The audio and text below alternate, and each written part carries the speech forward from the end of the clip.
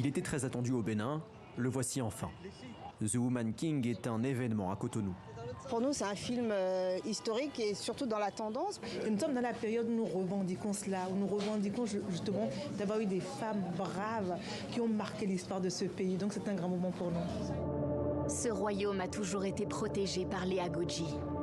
Au cœur de l'histoire de cette super production américaine, les Agodji, aussi appelés les Amazones, des combattantes redoutables du royaume du Dahomey, l'actuel Bénin, plus fortes et plus courageuses que n'importe quel homme, dit-on. Nous sommes l'épée de la liberté! C'est la première fois que leur histoire et celle du Bénin est ainsi portée à l'écran. Le public ressort du film un peu secoué. Franchement, c'était un choc, parce que dans le trailer, je ne savais pas qu'il y aurait eu autant de recherches sur le côté, sur notre langage, toutes les chansons traditionnelles qui ont été réalisées.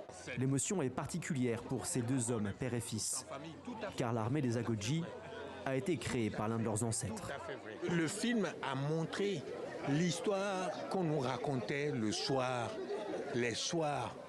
Nos mamans nous racontaient en chansons. C'était comme ça, exact. Ça doit être émouvant pour vous deux, j'imagine. Très, absolument.